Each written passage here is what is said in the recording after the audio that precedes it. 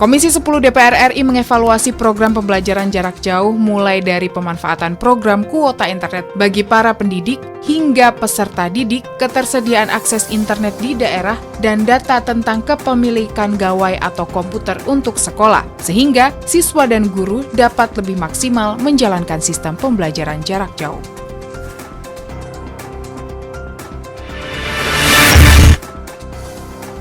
Pemerintah memutuskan membuka kembali kegiatan belajar mengajar secara tatap muka per Januari 2021, meskipun masih dalam pandemi COVID-19. Terkait hal tersebut, pimpinan DPR RI mengimbau pemerintah untuk benar-benar menyiapkan fasilitas yang memenuhi standar protokol COVID-19 di setiap sekolah.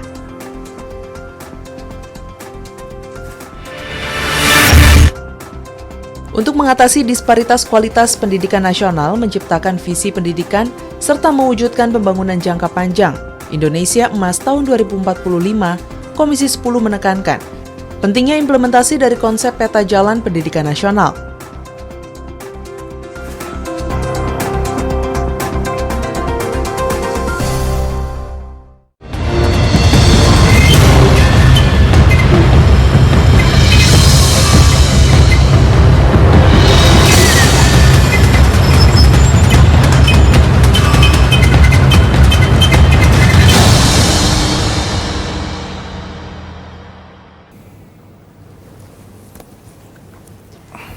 Selamat pagi, apa kabar pemirsa? Tentunya Anda berjumpa bersama kami dalam acara yang selalu akan memberikan inspirasi maupun wawasan baru untuk Anda, yaitu Suara Parlemen bersama saya Yusli Hayanti dan rekan saya. Saya Windy Nugroho. Ya, pada pagi hari ini Anda sedang membahas apa? Kalau misalnya saya pastinya juga nggak jauh-jauh dari namanya penyebaran virus COVID-19 di Indonesia. Rekor loh pemirsa, dalam satu hari saat ini kita ini penambahannya sekitar 6.000 orang yang terpapar COVID. Setiap hari terus bertambah ya, kondisinya semakin memprihatinkan. Harusnya tingkat kesadaran terhadap pelaksanaan atau melaksanakan protokol kesehatan ini ditingkatkan untuk masing-masing. Jadi jangan kita menuntut untuk tidak terjadinya penambahan, tapi secara pribadi kita sendiri justru abai terhadap protokol kesehatan. Ya, dan kalaupun misalnya juga Anda dimanapun berada, harus tetap menjalankan protokol kesehatan yang ada. Setidaknya selalu menjaga jarak, menggunakan masker, dan rajin mencuci tangan. Ini benar-benar efektif loh pemirsa untuk misalnya memang menjaga atau menekan angka yang terpapar virus COVID-19. Karena kalau tidak, ini akan terus bertambah. Soalnya memang masih menunggu vaksin yang akan diberikan oleh masyarakat Indonesia. Apalagi juga masuk yang namanya nanti akhir tahun, liburan akhir tahun. Mau sekolah dimulai lagi tatap muka, kondisi banyak sekali wisata, tempat wisata juga dibuka walaupun sudah menerapkan beberapa syarat-syarat terkait dengan protokol kesehatan. Bioskop juga sudah dibuka, artinya beberapa tempat memang sudah dibuka, tapi dengan jumlah yang semakin banyak, kadang-kala kita melihat masyarakat makalah justru semakin abai ya. Nah, tapi sisi masih ragu, semua fasilitas mulai dibuka walaupun dengan menggunakan protokol yang ada, tapi malah menambah jumlahnya semakin dari banyak yang terpapar virus COVID setiap hari. Setiap hari. Dan mengawali pagi ini, saya akan berikan dulu 3 berita utama. Yang pertama terkait dengan Komisi 10 DPR RI, evaluasi sistem pembelajaran jarak jauh. Komisi 10 DPR RI mengevaluasi program pembelajaran jarak jauh, mulai dari pemanfaatan program kuota internet bagi para pendidik dan peserta didik, serta ketersediaan akses internet di daerah, sehingga siswa dan guru dapat lebih maksimal menjalankan sistem pembelajaran jarak jauh. Berikut berita selengkapnya.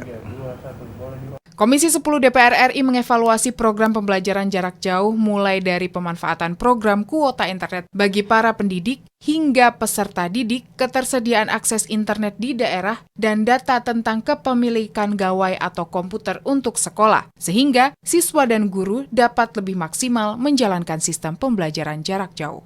Ditemui usai rapat kerja Komisi 10 DPR RI dengan Menteri Pendidikan dan Kebudayaan Republik Indonesia di Gedung Nusantara 1 DPR RI Jakarta, Ketua Komisi 10 DPR RI Syaiful Huda mengatakan masih ada yang perlu dievaluasi dalam sistem pembelajaran jarak jauh, terutama program bantuan kuota internet bagi peserta didik dan pendidik.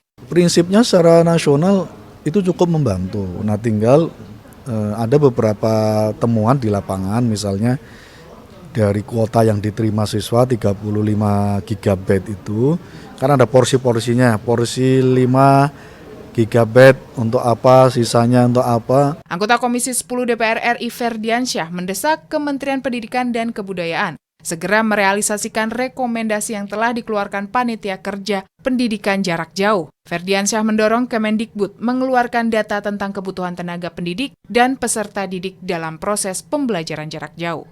Di antaranya ya pemetaan berapa sih jumlah yang memang sudah terkoneksi katakanlah listrik, berapa sih yang sudah terkoneksi dengan katakanlah layanan internetnya, berapa sih yang sebenarnya sesungguhnya peserta didik yang sudah mempunyai fasilitas baik itu dawai atau di sekolahnya komputer. Hilman dan Edo, TVR Parlemen melaporkan.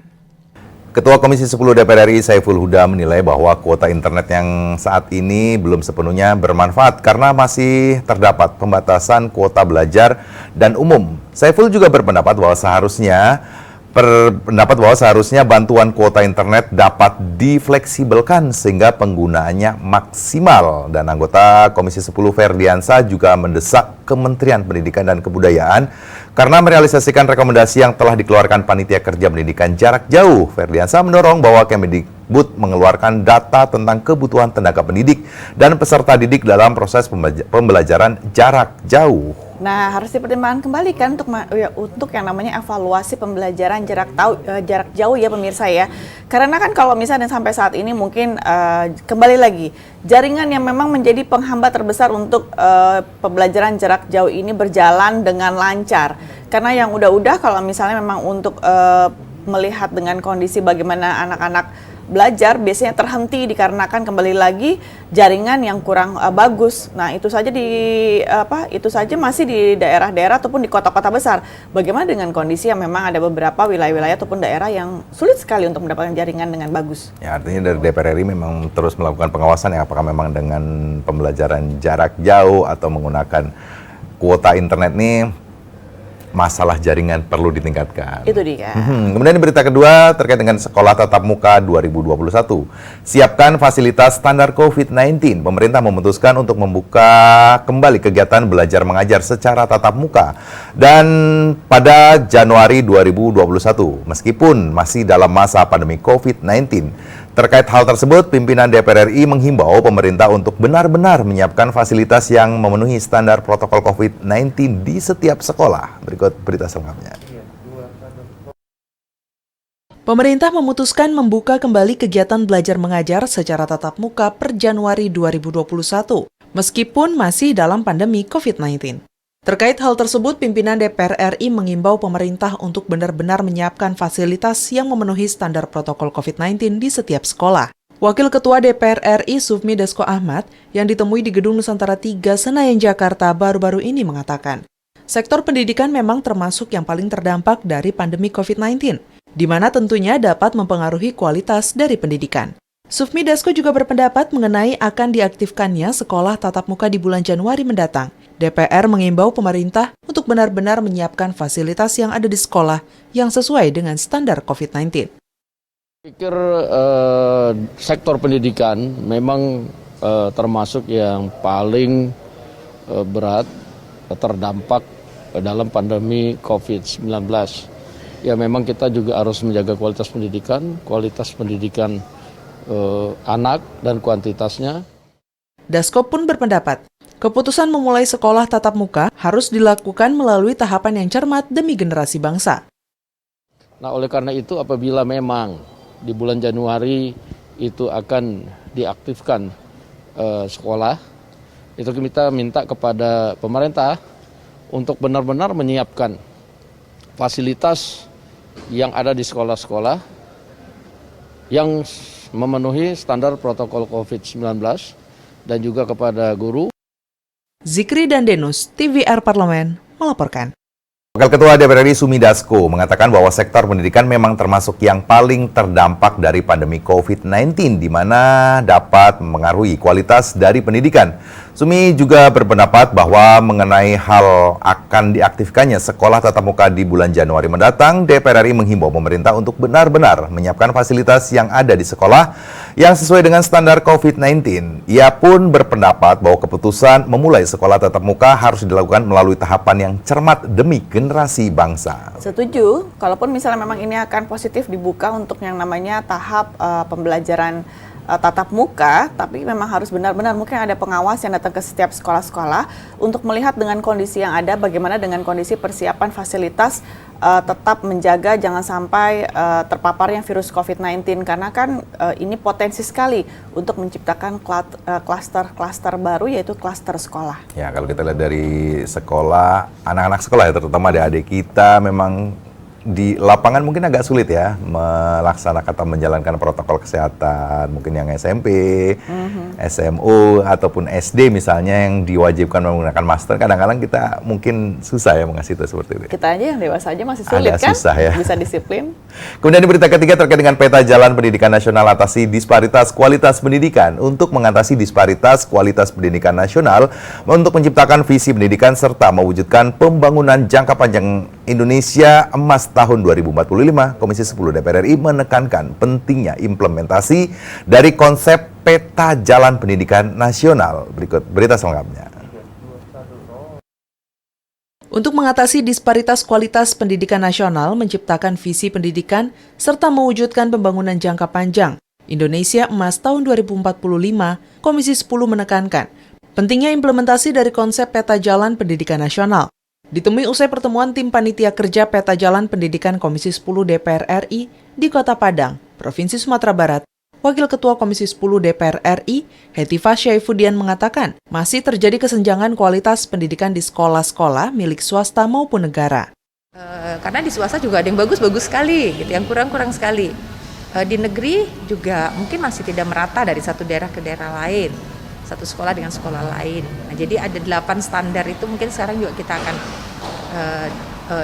lakukan satu kajian kan, bagaimana itu bisa dicapai secara merata dan tidak ada mungkin disparitas yang semakin besar apalagi dengan pandemi ini. Wakil Rektor 3 Universitas Andalas, Insanul Kamil mengatakan, di daerah tertinggal, terdepan, dan terluar atau 3T masih sangat membutuhkan fasilitas serta tenaga pengajar yang berkualitas. Insanul berpendapat, kualitas lulusan di daerah 3T belum mampu bersaing secara nasional maupun global. Harapan kami adalah kegiatan yang sangat baik pada hari ini untuk mendengarkan seperti apa daerah melihat peta jalan pendidikan. Akhirnya ini akan berujung kepada terciptanya sebuah ekosistem pendidikan nasional yang jauh lebih baik. Dari Provinsi Sumatera Barat, Hilman Hidayat, TVR Parlemen, melaporkan. Ketua Komisi 10 DPR Hetifah Syaifuddin mengatakan bahwa masih terjadi kesenjangan kualitas pendidikan di sekolah-sekolah milik swasta maupun negara. Apalagi di daerah terpencil yang belum memiliki fasilitas akses dan fasilitas mendukung pendidikan. Hetifah menambahkan bahwa 8 standar nasional pendidikan di masa depan harus diwujudkan, mulai dari standar kompetensi, lulusan, pendidik, serta sarana dan prasarana. Wakil Rektor 3 Universitas Andalas, Insanul Kamil, menyatakan bahwa di daerah tertinggal, terdepan, dan terluar atau 3T masih sangat membutuhkan fasilitas serta tenaga pengajar yang berkualitas. Insanul juga berpendapat bahwa kualitas lulusan di daerah 3T belum mampu bersaing secara nasional maupun global. Ia berharap bahwa peta jalan pendidikan mampu memberikan arah serta kebijakan yang tegas untuk menyelesaikan problematika pendidikan nasional. Akankah kita optimis untuk misalnya mengejar waktu sekitar 25 tahun mendatang menuju Indonesia Emas, setidaknya butuh waktu 25 tahun. Tapi berjalannya hingga sampai saat ini di tahun 2020 masih banyak saja saudara-saudara kita yang tertinggal dengan kondisi pendidikan di daerahnya. Padahal kalau dipikir-pikir untuk masalah kemajuan teknologi yang ada sudah mumpuni, tapi masih saja untuk masalah penyediaan baik itu tenaga pendidik sampai pada sarana dan prasarana masih belum terbantukan. Apakah ini juga merupakan salah satu yang namanya juga untuk masalah pembagian anggaran negara ataupun APBN yang lebih besar kepada sektor pendidikan masih juga belum tepat sasaran? Ya, dengan target Indonesia Emas ya di tahun 2045 ini PR besar ya, apalagi di masa pandemi seperti ini terkait dengan beberapa disparitas misalnya antara daerah dan pusat, masalah kuota internet yang kadang-kala mungkin di daerah juga bisa belum menjangkau secara keseluruhan. Ini menjadi hal yang utama untuk bisa diselesaikan ya, agar misalnya target pendidikan tadi bisa cepat tercapai. Dan seberapa banyak pemerintah mengalokasikan untuk daerah-daerah tertinggal Daerah-daerah itu ya, memajukan pendidikannya, kan kita juga belum tahu secara detail ataupun ada transparansi untuk masyarakat Indonesia. Ya pemirsa, 3 informasi memang mengawali Suara Parlemen edisi pada pagi hari ini. Setelah ini kami akan jeda terlebih dahulu seperti biasa, dan kami akan kembali ke hadapan Anda dengan surat kabar yang terbit pada pagi hari ini. Jangan kemana-mana, masih bersama kami tentunya di Suara Parlemen.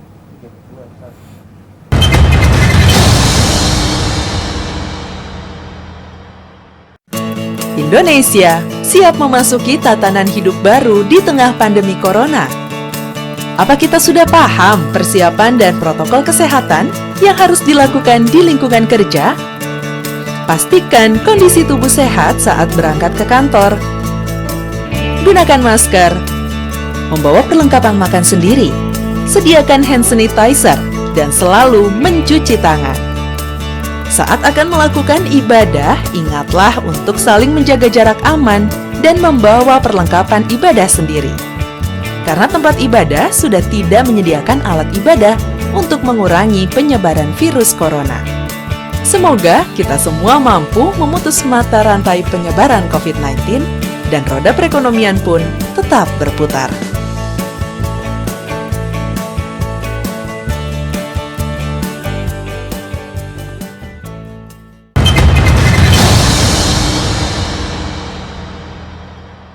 Pemirsa, Anda juga mungkin tahu kan, tidak hanya kami di sini, bahwa dengan kondisi yang ada pelaku teror di Sigi, di Kabupaten Sigi, Sulawesi Tengah. Ya, masih mensisakan ya bahwa masih ada ternyata pelaku teror di Indonesia. Ini yang sampai miris sekali dengarnya adalah sampai ada yang berani memenggal kepala seseorang ya kan, dikarenakan ingin mengambil barang-barang yang berada di rumah tersebut, tapi memang masih dalam tahap investigasi dan ternyata memang yang diambil kebanyakan memang bahan baku makanan seperti beras. Tapi apakah juga harus sampai memenggal kepala manusia dan kemudian atau orang yang memang disiksa sampai juga harus juga mengorbankan beberapa anggota keluarga lainnya. Dan ini juga sepertinya memang menjadi salah satu headline pada surat kabar yang terbit pada pagi hari ini, pemirsa. Tentunya kami akan segera bacakan ke hadapan Anda. Kami masuk dalam headline surat kabar. Oke, 3, 2, 1, boleh.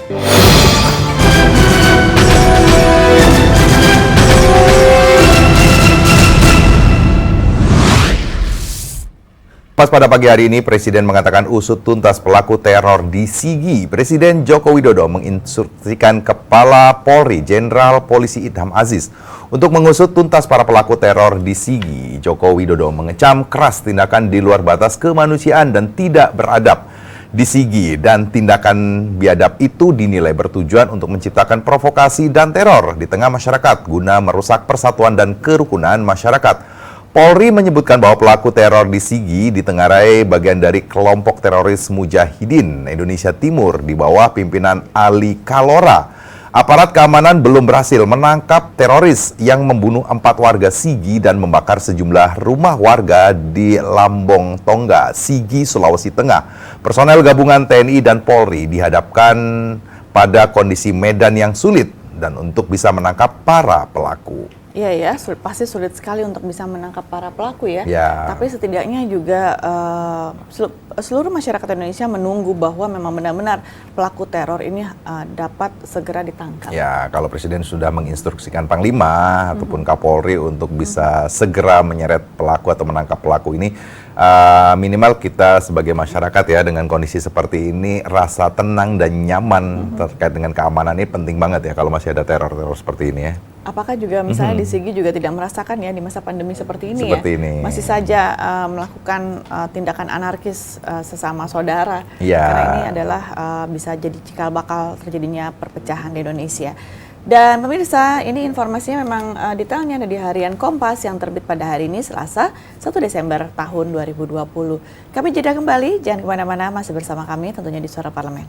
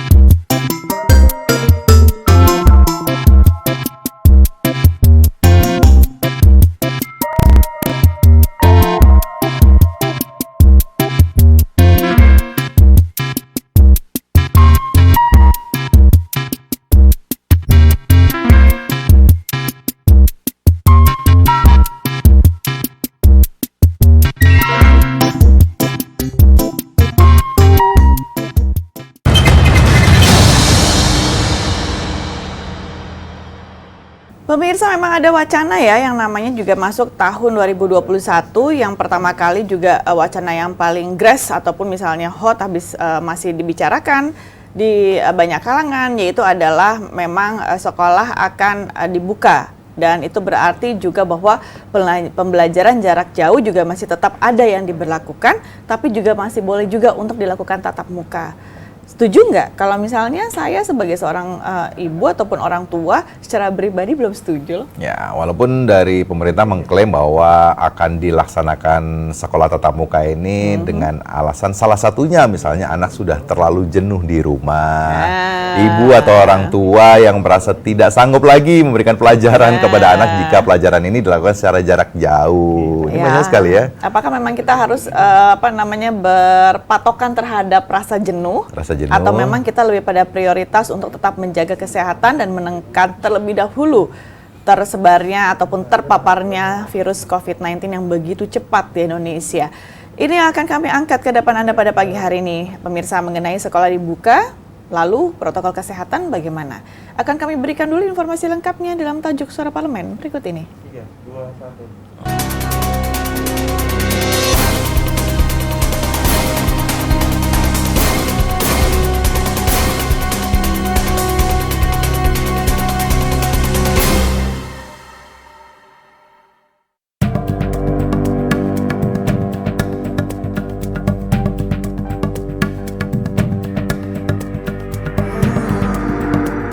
Sekolah dibuka, protokol bagaimana?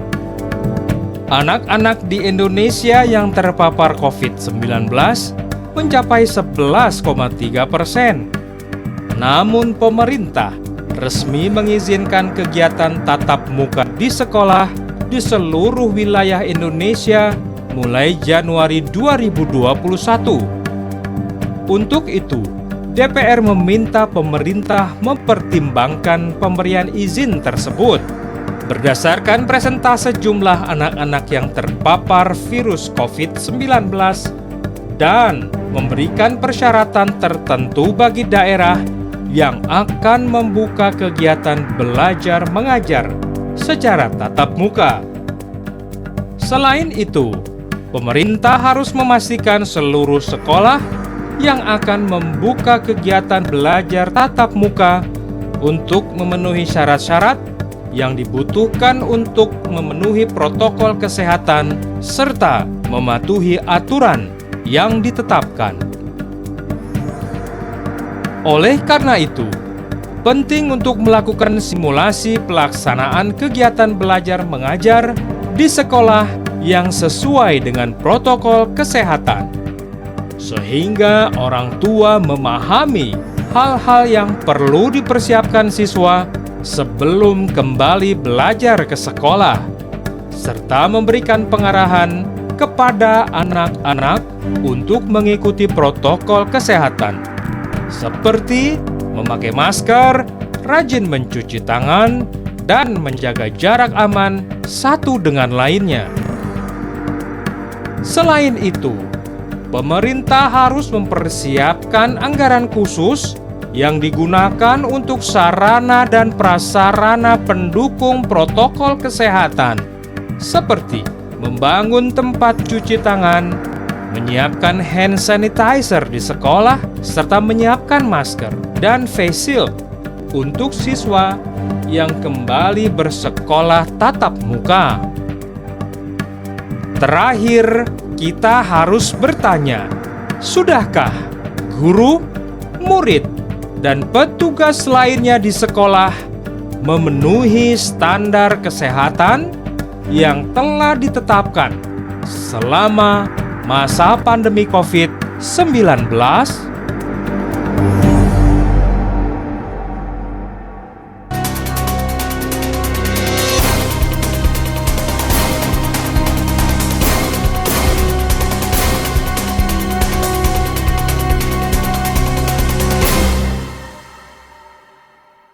Kemendikbud mengeluarkan kebijakan sekolah tatap muka mulai awal 2021. Padahal Kemendikbud sudah mengeluarkan kebijakan relaksasi dana BOS. Namun hingga saat ini baru 50% sekolah yang sanggup menyiapkan peralatan protokol kesehatan.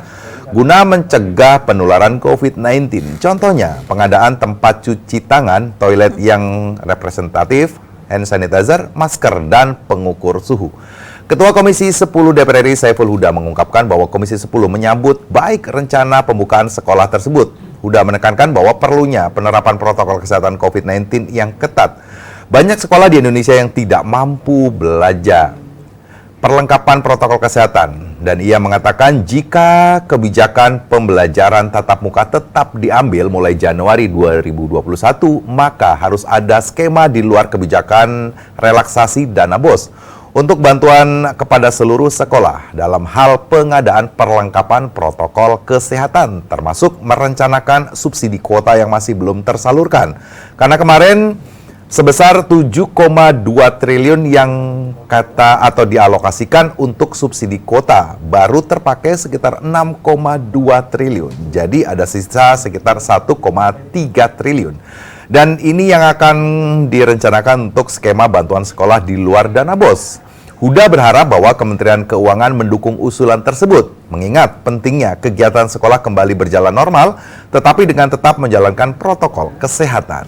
Tidak semua orang tua setuju untuk tetap memberikan izin kepada anaknya bisa bertatap muka di sekolah. Mungkin ada beberapa orang tua yang mungkin saja jadi merasa kurang sanggup untuk dapat mengajarkan ataupun misalnya juga mengontrol anaknya di saat belajar di sekolah. Karena memang ada perubahan juga secara psikis kepada anak-anak yang sudah hampir 1 tahun ataupun misalnya kurang lebih 9 bulan belajar di rumah sampai saat ini. Dan kemungkinan bahwa masa pandemi ini memang masih belum tahu kapan selesainya. Untuk pembelajaran tatap muka ini memang mungkin akan dibagi secara bertahap dan tidak semuanya masuk pada hari yang sama.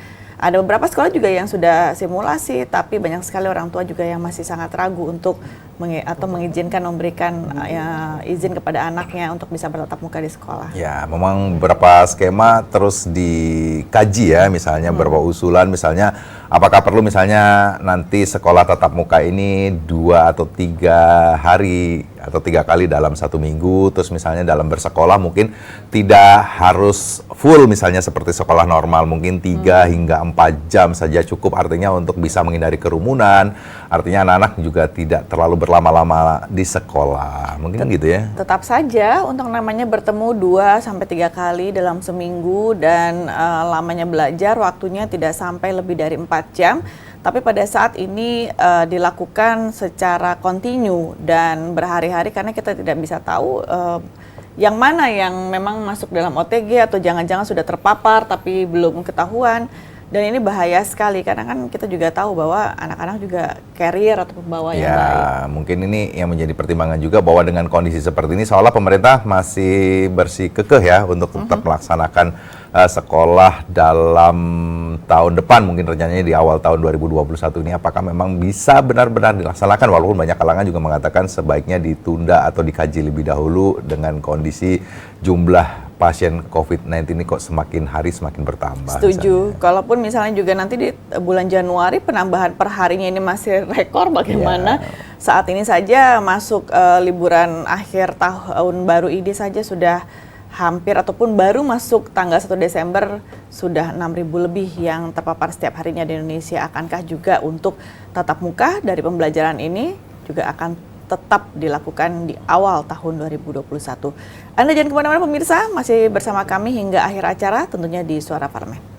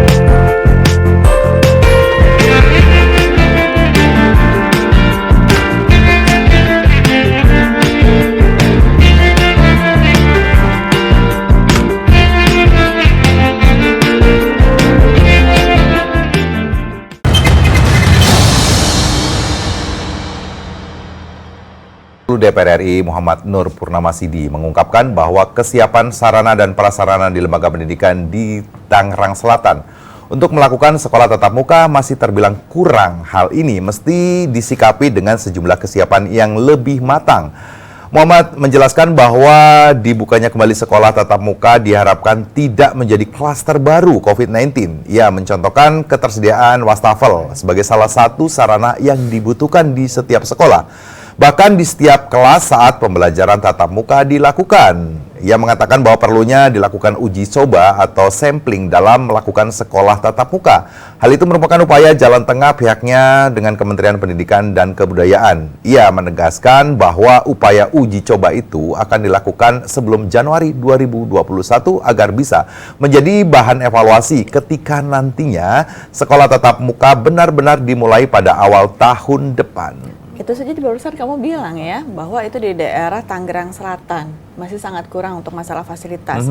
Kebayang nggak sama saudara-saudara kita yang memang daerahnya ini terpencil atau bukan tempat ataupun daerah yang ramai? Akankah fasilitas itu semuanya dapat bisa diberikan dan benar-benar sampai ke titik sasaran? Ya, dengan kondisi akan tetap misalnya pemerintah akan melakukan sekolah tatap muka di awal Januari, melaksanakan protokol kesehatan untuk anak-anak, untuk melaksanakan jaga jarak, dan hal-hal yang penting mungkin untuk tidak membuat sebuah klaster baru inilah yang perlu benar-benar dikaji apakah memang benar-benar bisa dilaksanakan di awal tahun depan. Tangerang Selatan bukan kota kecil loh. Bukan kota kecil. Dan ini saja masih ada beberapa untuk masalah sarana dan prasarana masih termasuk kurang loh. Masih kurang. Bagaimana dengan kondisi saudara-saudara kita yang lain? Memprihatinkan nggak? Dan ini bahaya sekali ya. Banyak sekali juga yang masih takut-takut untuk bisa memberikan izin lagi kembali kepada anaknya untuk bisa bertatap muka. Dan kalaupun memang simulasi dilakukan dari sekarang ataupun persiapan untuk fasilitas juga dilakukan dari sekarang, mampukah pemerintah untuk menjawab berbagai pertanyaan dalam kondisi waktu 1 bulan ini? Ya, tapi kalau kita lihat juga banyak sebenarnya hal-hal yang bersifat untuk bisa dijaga terkait dengan pelaksanaan sekolah tatap muka. Misalnya anak sekolah untuk kelas SMU misalnya, mereka banyak sekali juga adik-adik atau anak-anak kita yang melaksanakan sekolah dengan menggunakan kendaraan umum misalnya. Ini juga perlu dicermati bahwa dengan kondisi berdesak-desakan misalnya atau menggunakan kendaraan umum ini kan juga penting untuk bisa tetap dilakukan sosialisasi apakah memang kondisi seperti ini bisa dilaksanakan atau tidak. Banyak sekali yang harus dikaji pemirsa, tapi ya kembali lagi bahwa keputusan ataupun kebijakan ini berada di pemerintah dan kita sebagai orang tua ini harus dapat memilah atau merenungkan bahwa apakah memang anak kita juga akan kita berikan izin untuk dapat bertatap muka dengan teman-temannya ataupun juga dikhawatirkan akan menjadi klaster baru di terpaparnya virus COVID-19 Indonesia. Saat ini giliran kami akan memberikan data COVID terbaru ke hadapan Anda dan kami hadirkan di layar kaca Anda. Dan saat ini pemirsa, perkembangan COVID-19 di Indonesia kami update per tanggal 30 November tahun 2020 pada pukul 12 waktu Indonesia bagian Barat di 34 provinsi. Melihat juga di layar kaca Anda pemirsa, ini yang terpapar positif sebanyak 538.883 orang. Dan saat ini yang sudah terkonfirmasi sembuh sebanyak 450.518 orang. Dan jumlah yang meninggal dunia sebanyak 16.945 orang. Dan kembali lagi pemirsa bahwa juga update terkini untuk penambahan dari terpaparnya virus COVID-19 Indonesia setiap harinya sudah melewati angka 6.000 orang. Akankah kita tetap terus untuk lalai dalam menjaga protokol kesehatan sehingga bisa meminimalisir dari tersebarnya virus COVID-19 sangat cepat di Indonesia? Jangan lupa menjaga jarak, menggunakan masker dan rajin mencuci tangan merupakan tindakan paling efektif pada saat kita akan menekan angka terpaparnya virus COVID-19 Indonesia. Dengan demikian, Suara Parlemen edisi pada pagi hari ini telah usai. Saya Yusri Hayanti. Saya Medi Nugroho. Hanya bersama rekan-rekan kami yang bertugas mengucapkan terima kasih atas perhatian Anda dan sampai jumpa.